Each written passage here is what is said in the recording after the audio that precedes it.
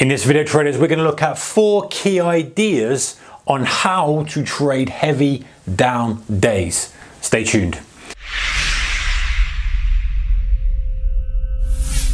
Hey guys, a very warm welcome to you. All right, so number 1, do not add into lows. So one of the key things that I talk about is do not add into lows, especially in the latter half of the day.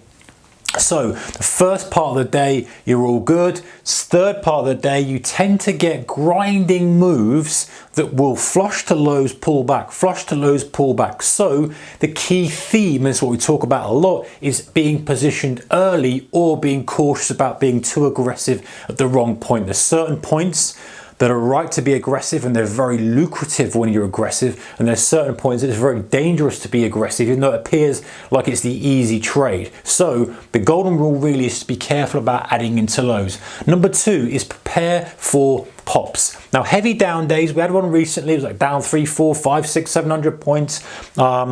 And you will often get these counter trend pops. Now, one thing I talk about is splitting stuff into phases, but regardless of that, there are going to be times when you get pops that you can use to your advantage. The key with pops in price on a downtrend is that you don't let them hurt you, because a downtrend can be very, very lucrative. It can be very, very damaging. And so the first thing to do is to stop getting hammered by downtrends by trying to pick the bottom all the time. The second thing to do is to use them to your advantage. Now, it might seem easy on the face of it. You get short, you stay short. And yeah, but we're not hindsight traders here, guys. We come up here and say, oh, you just get short at the open and you close at the close and you make 700 points and you're a genius. We know it doesn't work like that. Now, if you're position short from the prior day, you did this, you came back, then that's going to work for you. We're talking about trading it actively during the price action that's happening. And so being cautious about the pops. And number 1, first part of it is you don't get stopped out on the pops. So being aware how big they are. And this is where we come into measuring what's happened. We talk about how to measure what's happened so that you don't get frightened by it. You don't get short too late and end up getting stopped out on what's a good opportunity to enter the trade. You wait, you drag your order down, you wait for what the inevitable pop is. And different phases of the market have different pops. In other words, they have different counter trend rallies. Some are longer and broader.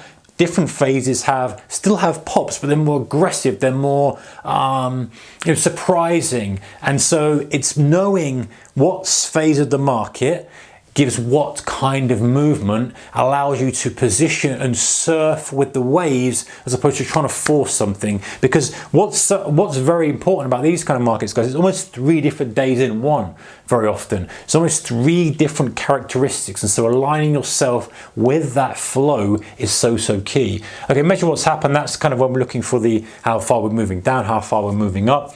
Number 4 is protect capital.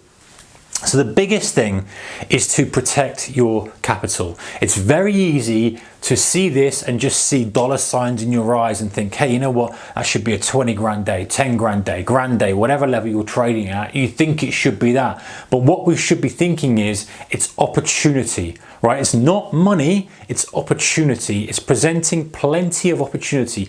It's plentiful. And so if we can just trade correctly, we can align ourselves, the probabilities increase, the risk reward increases, and the number of trading occurrences increase. And something to talk about very early on, right, is that we're trying to increase the probability of success and we're trying to increase the risk reward ratio. These kind of scenarios build up both. They give you good risk reward ratio and they give you good probability of success. And of course, they're giving you plenty of opportunities to trade it. But we've got to be careful not protecting capital. We've got to be careful not trying to take the easy trade and then getting stung by these counter trend moves or liquidity drops, something we talk about. You've got to be cautious. And if in doubt, stay out, because the next day and the next day will still offer opportunities. So anyway, guys, that is how to trade heavy down days, or 4 key ideas. And it's like I say, if you're interested kind of in going further and deeper into this, then this is an add-on longer video that I've done. But otherwise, this is going to at least put you in the good stead on the right course of action.